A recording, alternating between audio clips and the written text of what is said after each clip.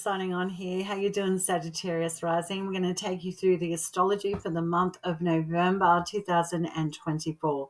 I'm a Hellenistic Western tropical astrologer. We have a lot to look forward to in the month of November. Things are changing astrologically with the planets, and I'm going to unpack it for you in this video. Jupiter is your planetary ruler, and you are a yang mutable fire rising sign. God, I can't talk. You're a young mutable fire rising sign, Sagittarius. And Saturn stationing direct this month. Pluto's ingressing into Aquarius for a 20-year stay. And we have the best lunation of 2024. In my astrological humble opinion, we're having a full moon in the sign of Taurus, and the moon is exalted in Taurus. So let's get into your month. On the 15th of November, Saturn is going to go direct in Pisces. Your fourth house is an angular part of your chart. Super important when a planet's transiting in one of the angles. Knowing your own natal chart will be helpful. Sagittarius rising, if you have any planets there, see if Saturn's hitting any of those planets with this transit, and Neptune, because Neptune's also transiting here in that fourth place. So Saturn's stationing direct on the 15th in your fourth. I know you've been doing a lot of learning in hard yards at home, or recovering, or educating yourself, possibly feeling isolated, like trying to create more movement for yourself, and certainly trying to discipline the body in some way, shape or form is what I'm getting with Saturn in the fourth. Saturn certainly will give you a lot of time to contemplate your fourth house when it's transiting here, which is your real estate, property, parents, parenting, heritage, your lineage, your ancestry, all these topics, Saturn here, or dealing with a lot of older people, or even possibly, dare I say, feeling older with Saturn in your fourth house, feeling like you're, a little bit more wise. And Saturn is connected to wisdom, because with lived, learned experience, even though things are arduous and hard, you learn something from it. And so this transit's certainly giving you a lot to contemplate about all those fourth house topics. Well, it's going direct from the 15th of November. So nice turnaround, in as much as all the things you've learned you can put into practice now moving forward regarding your ideas and concepts about your future and your home life. On the 19th, Pluto ingresses into Aquarius, your third house, for a 20-year stay. Pluto, planet of decimation, excavation, restructuring, wealth. The phoenix rising from the ashes metaphor, but you've got to have something burnt down and put to death before you can transform and come out looking gold at the end of it. So in your third house for 20 years, Sagittarius rising, this is siblings, cousins, aunts, uncles, short distance travel, your neighborhood, your neighbors, learning, teaching, writing, vehicles will be highlighted, so modes of transport, so possibly lots of moving around or traveling. Pluto in the third. And anything to do with technology and learning new systems. Aquarius, very much the zodiac sign, is a fixed yang air sign. So it's all about that communication, so very cerebral, Aquarius. And connected to, breaking out of the norm and being more future-oriented, future-minded. So Pluto transiting here in Aquarius, your third house, for 20 years is just blowing, ideas and ideologies about your third house topics to smithereens, and breaking into new ways of thinking, or utilizing technology, or things in your immediate environment, transforming relationships with siblings, cousins, aunts and uncles, things of those natures, or deaths of them, to be really honest. Pluto, death. And death changes us and transforms us, yeah? And this could be a real possibility when Pluto's transiting here for the next 20 years in your third house. Neptune continues its retrograde in Pisces, your fourth, with Saturn. stationing to go direct next month. So there's ideas, dreams, and concepts about what you really love, what you really want to do, what you want to create.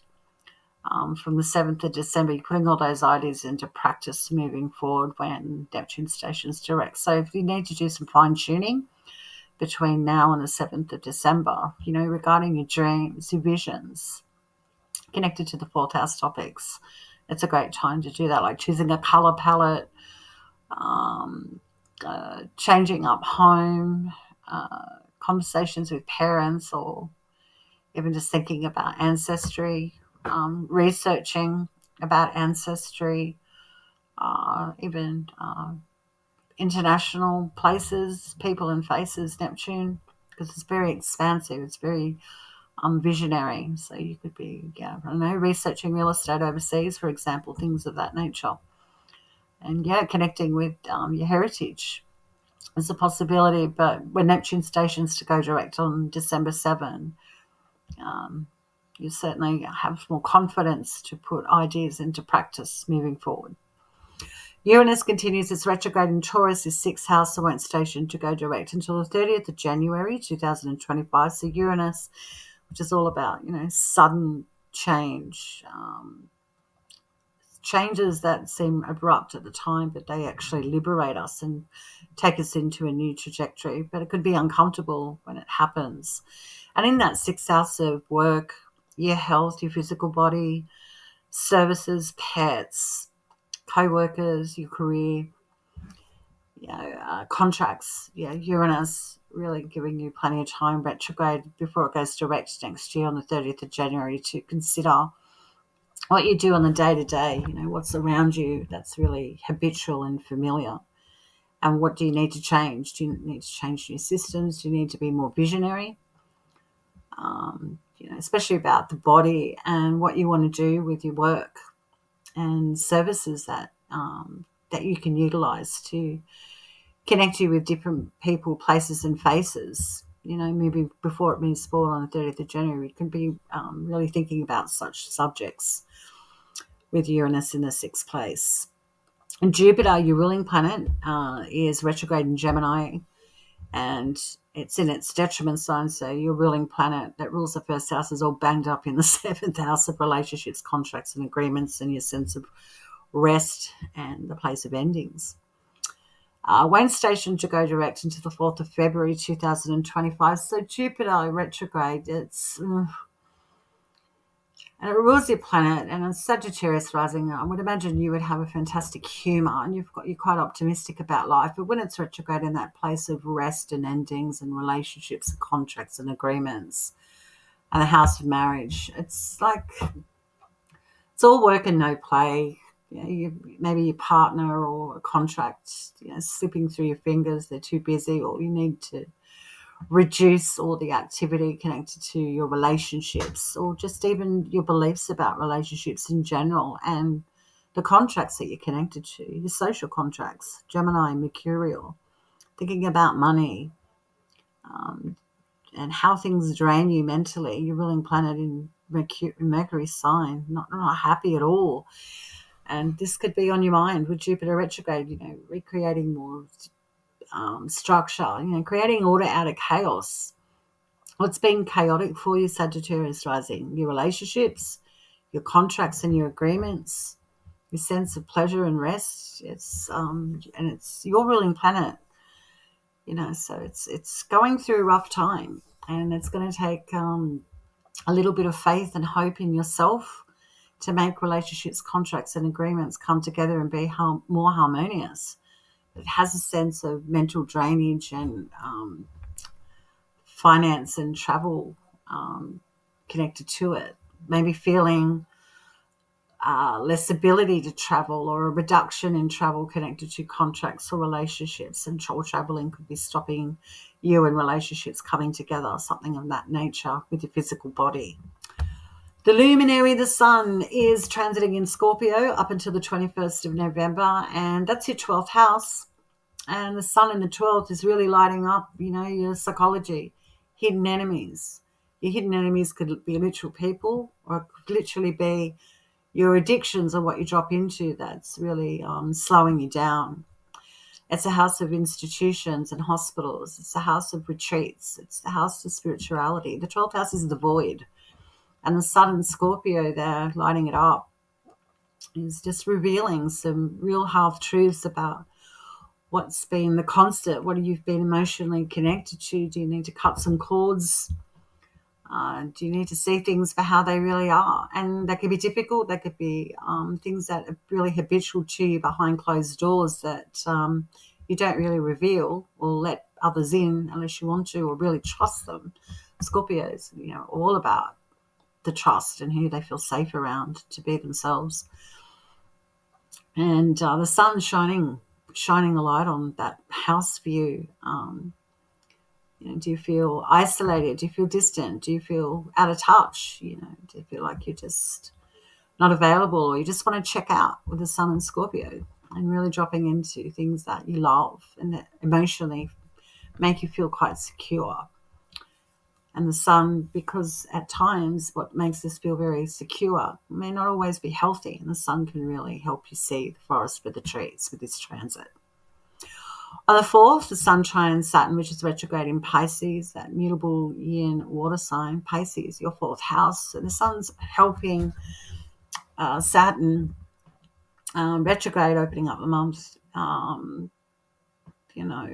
end really old patterns or ways of thinking or structures connected to your home and your family. It's easier to let go, or easier to make some plans for the long term that are going to be more healthier for you moving forward, so you don't feel so isolated or stuck or dealing with some really deep psychological issues. It's a really good day for making a decision to finally let go of shit, especially connected to real estate and property, family, parents, parenting. It's easier to let go or easier to address issues on the 4th of November. Then on the 21st, the sun ingresses into Sagittarius, your 1st house. So the sun's shining on you now. You'll be a lot more popular, but it certainly will bring the heat and the energy back to you. So it's like life force, like an injection of energy coming back to you, the body, yourself, how people see you. So you might be more present, more available with the sun in the 1st. Will certainly have an uptick in your energy or a lot more activity going on. So it could be really busy when the sun's in your 1st house, because people are attracted to you, or you're just feeling a little bit more optimistic. And if you're wanting to learn about new people, places and faces to connect to regarding contracts and relationships, this is a great transit also for you.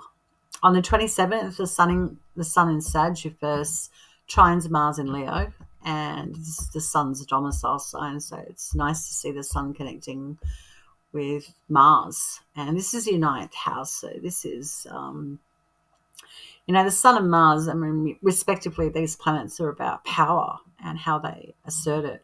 And the sun and Mars coming together from the 1st to the 9th is...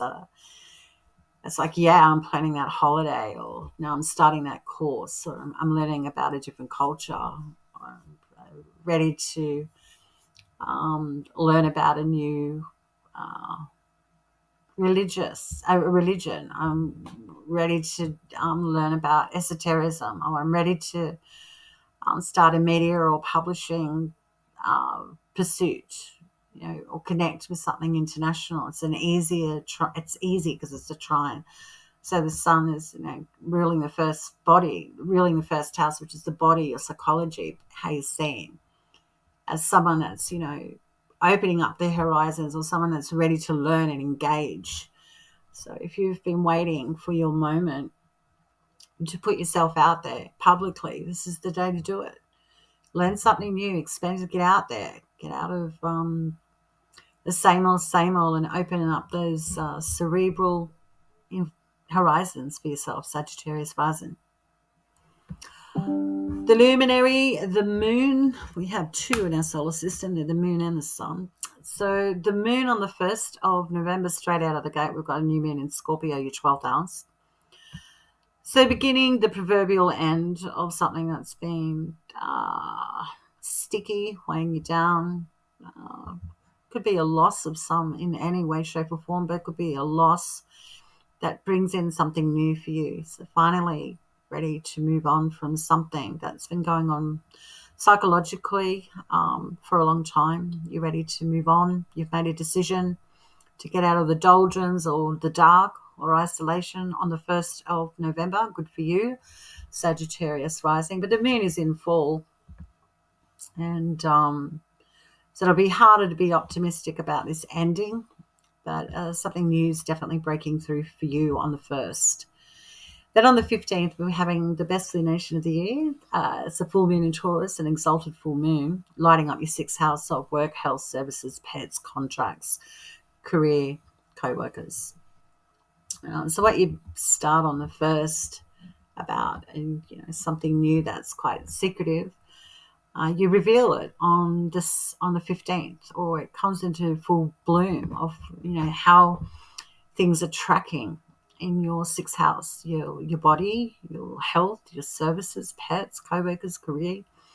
And because the moon's exalted, it's really easy to feel into what's working and what's not. And Taurus is that fixed earth yin signs, and it's all about loving what it does. It's very driven towards chop wood, carry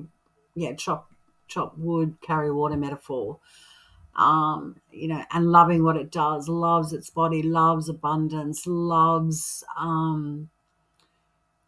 being in the body and the 5 senses, very indulgent zodiac sign Taurus, because it's ruled by Venus, and she's all about the 5 senses and pleasure and unity.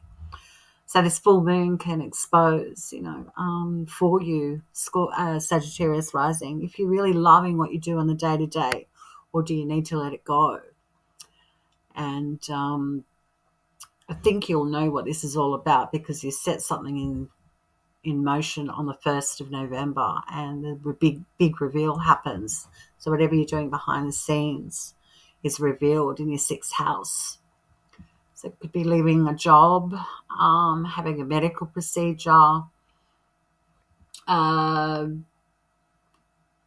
changing up a role in the workplace, welcoming in new co-workers or new contracts. On the 15th, this is, or saying goodbye to something that's been very habitual, familiar to you on the 15th.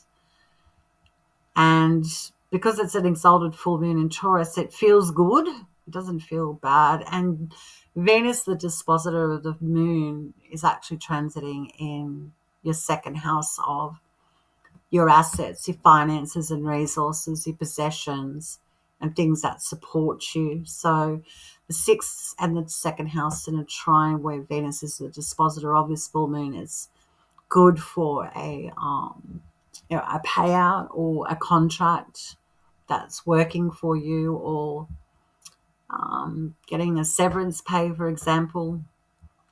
Oh, you cash in on your money with your work, for example. But the 2nd house always supports the 1st house, so it looks like a pretty auspicious day for money and relationships being highlighted here that are quite favorable for you. Mercury, our personal planet, it's a planet that's all about transactions, financial transactions and intellectual transactions. It's about travel. It's all about communication, Mercury. And it's transiting in Scorpio, your 12th house, or has been for some time. And on the 2nd of November, ingresses into your 1st. And Mercury is in detriment in Sagittarius. So this transit is going to be an interesting one for you, Sagittarius rising, because, Mercury is in detriment in your 1st house, because Mercury rules Gemini, also rules Virgo. So Virgo is your 10th. And Gemini is your 7th. So these houses will factor into this transit for you when it's transiting in your 1st house, because Mercury rules those houses. And when Mercury is not doing so well, it's harder for Mercury to do mercurial things organically. So your body, hard to move, feel mentally drained, feeling a reduction in clarity about your visions moving forward, or finances could be heavily on your mind as well, connected to your work and relationships and contracts, for example. Your career is highlighted mostly, is what I'm seeing here for you, Sagittarius rising. So Mercury transiting in your first house all month, and Mercury's going to a retrograde this month, so interesting times for you. Because the first house is an angular part of your chart, yeah? It's always important when you've got transits in those angles. And, even though Mercury is in detriment, I mean, it's not all doom and gloom. It's just Mercury's got to work harder to be on high and be certain and strategic and pinpoint things and be accurate with speech, movement, and the first house, the self, the body, how people see you. So you could be feeling a little bit overwhelmed about your direction, Mercury, moving, thinking, your thought processes, things of those natures, that nature. So we've got Mercury on the 18th opposing your ruling planet. So this is when Mercury is really hitting Jupiter, your ruling planet, head on. Jupiter's in detriment because this is Mercury's sign. Mercury's in detriment because this is your ruling planet sign. And they're facing off. So Mercury's really asking your planet, please help me. Help me understand what to do. So this could be the point of the month where you really are trying to nut out or find a solution, and it's connecting to your career and your partnership and relationships, marriage, contracts and agreements. And you could be really feeling the pressure on the 18th of November to make a decision, or even a partner coming to some sort of decision. Yeah, difficult day on the 18th. Well, it's not all unicorns and rainbows, astrology. Got to be fair. And yeah, I just feel like it's connected to your career or public image as well. Something going on in the workplace connected on this day too. Then on the 25th, Mercury goes into a retrograde. It won't go direct until next month on the 15th of December. So this is where you can retract, have a reduction, have a real good think about the decisions that have gone on, or the conversations or the choices. Do you need to go back over something to do with your body? Is there a reduction with work, or taking time away from work? And it could be really straining a relationship or resources, to be fair, from the 25th. But when it stations direct next month, I think you're ironing out, real problems with contracts, travel, money, with relationships and your career. So it might be a necessary thing. So if you've been feeling overwhelmed or stretched mentally, what works for me, what doesn't, especially how I'm feeling in my physical body. Just take your time. Don't push yourself so much. Your ruling planet's in the 7th.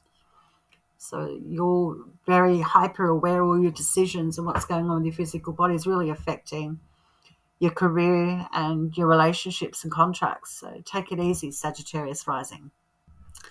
Venus, our personal planet of attraction, relationships and unity, which has been transiting in your first house. How's that been going for you? She's here until the 11th of November. When Venus visits your first house, it's all about, loving yourself. Do I love my body? Am I feeling the love? Where's my partner? Where's my peeps? Do I need to invest in myself more? What do I value? Do I feel sexy? Do I feel attractive? Venus in the first house. These are things that are really important to you. And Venus, which is about unifying. So do you feel unified? Do you feel like you've got love around you? Do you feel cool? Do you feel good? Do you need to spend money on yourself? Change your wardrobe, change your hair. Do you need to invest in learning something new? Very Sagittarian. Do you need to start a new course, plan some travel, learn about a different culture? learn a new language, for example. Venus in the first, great transit to do this. On the third, she opposes your ruling planet. Isn't this interesting? The two benefics opposing each other. Wonderful. Both planets, respectively, are all about unity and all about opulence and love and connecting. And they're standing off. So from your seventh house to your first house, Venus is opposed to your ruling planet. So this looks like a breakdown of communication, a breaking down of a contract on this day. And because they're benefics, I mean, this is you finding it hard to say no or not participate or not wanting to go forward, not ready to. You're not real sure, and it could have a lot to do with a relationship or a contract about moving forward on something that really helps you. Do you have the money to, transform something about your physical appearance? Do you have the money for a wardrobe change? Things of that nature. I mean, they are the benefics opposing each other, but if I look at it dead on astrologically and I go Venus as opposed to your ruling planet, I would say this is, Venus wanting to splurge and someone in your relationship or a contract that you really are committed to is against you overindulging on this day. It's a benefic opposition, far out. I mean, how bad could this be? Well, I mean, you tell me in the next video, whatever. On the 11th, Venus ingresses into Capricorn, and this is your second house till December 7th. This is good. I mean, this is all about finding the value in your assets and your money, finding your value in your investments, finding the value in learning something, learning a new skill, investing money in things that are going to support you in the long term. And Capricorn, which is a yin earth cardinal sign. So this is like you taking action, really being proactive in making things happen financially for yourself. Capricorn ruled by Saturn, which is transiting in the fourth with Neptune. This could be about real estate and property, like trying to find a property, investing in property, or can you take out a second mortgage, or do you need to have a garage sale to make money for an overseas trip or investment that you want, things of those nature, with Venus transiting in Capricorn, your second house, till December 7. On the 22nd, Venus and sextile Saturn in your fourth. This is nice for, money and relationships coming together. So, you could be learning something about your family, or you can see an investment cashed in on that helps your real estate opportunities expand. It could be parents or someone in your family giving you some money to help you, or something of that nature looks really nicely matching up on the 22nd of December for you. November. Mars, our personal planet of action, conflict, war, initiation, passion. Well, Mars has been transiting in Cancer, and it's full zodiac sign, your 8th house. So, wonder how that transit's gone for you. Look, Mars is going to be ingressing back into Cancer in January 2025 for quite a long stay. So, whatever's happening now, you're going to be revisiting it. Mars in Cancer, which doesn't operate well because it's in its full zodiac sign. It's just finding hard to get the resources that you need, or a partner really working hard to scramble and rally in resources. And there could be conflict about finances and resources too, your assets, debt, tax, inheritance, things of that nature. Mars in the 8th.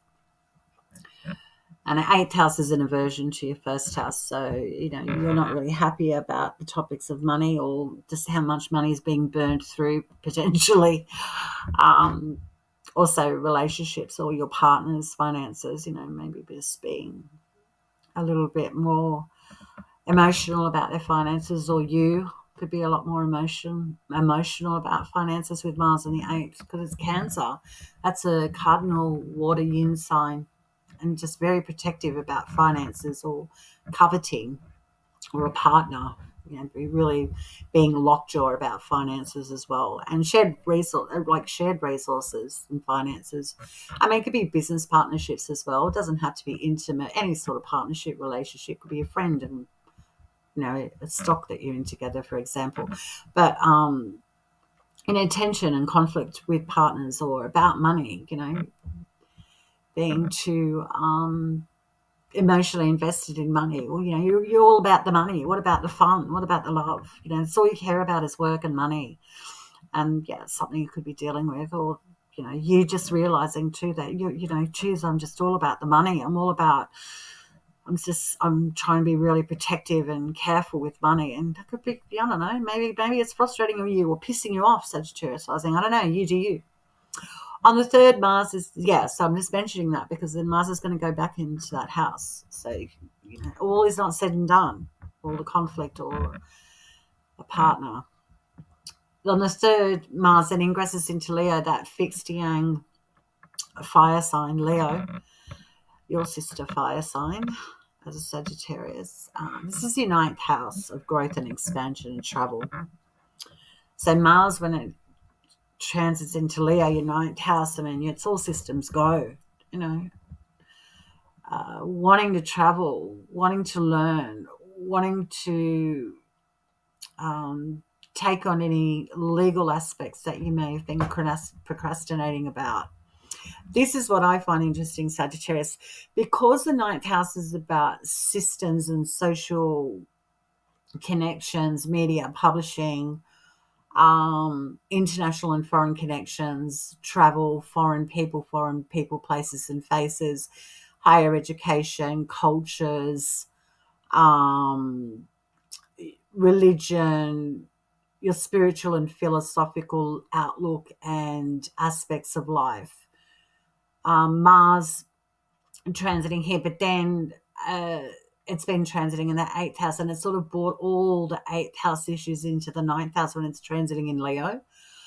And it's interesting to me, Sagittarius, when Mars transits in your 9th, it's like you really want to engage in those subjects. But then when it retrogrades back into your 8th house from January 2025, it's going to be like, your all systems go about those subjects and really enjoying travel plans or learning something or legal parts of your life.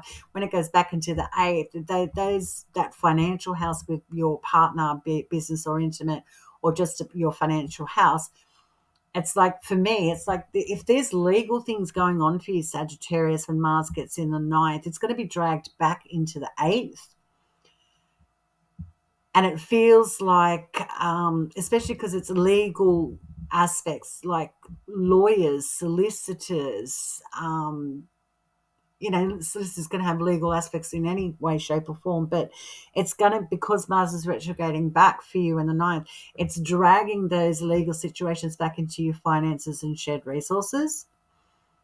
So I find that really interesting for you as a Sagittarius rising. Like, your all systems go about something in those topics, but then when it retrogrades back in January 2025 for a long time,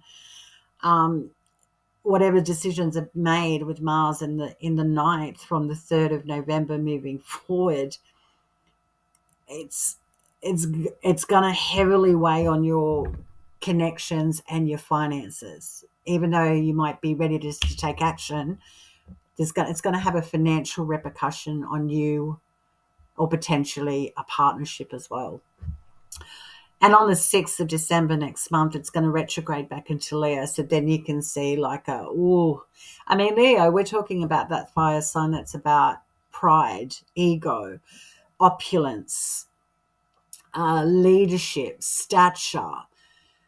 And if you're driven to those subjects in the 9th with Mars in the 3rd, you want to be a leader in a media podcast, or you want to be seen as someone that's really opulent and popular, and you want to herald it to the world, or you just want to, book that luxurious trip. That's great, do it. But when it retrogrades back into Cancer 8th house, you're going to be paying for it, for example. So yeah, interesting transit for you, Sagittarius rising, from the 3rd of November. Stay cosmic, guys. Thanks for tuning in. I know they're long videos, but there's a lot going on, and I really like to go deep for you guys with your rising sign and what you could be navigating through for the month ahead. So thank you so much for tuning in. I have an announcement. If you're still here, if you haven't clicked off and gone, that'll do. Cosmic Girl 101 YouTube channel is having its first year birthday on the 5th of the month, November. I'm really happy. The channel's slowly growing. And I'm thinking of doing something like putting out like a competition for a personal reading with me or something. I'm trying to think of something nice to give back to my community that support me. Feel free to leave any comments in the comment section. What do you think I should be offering people? What do you guys really want? And speaking of what you guys really want, if you tap on the community tab on the Cosmic Girl 101 YouTube homepage, you can see that I've got a poll there. Like, seriously, I put this poll up months ago. I've got 5 votes. That's why I'm mentioning it. So if you've got a subject of interest regarding astrology that I put up there, there's 3 subjects. Bloody vote. So I know what you guys want, because I put a lot of time and love into my videos for you, and they're free. And I really would like your input, so I know where to put all my energy and love towards something that you are interested in, what you want to hear about astrologically. So I thought I'd put that out there.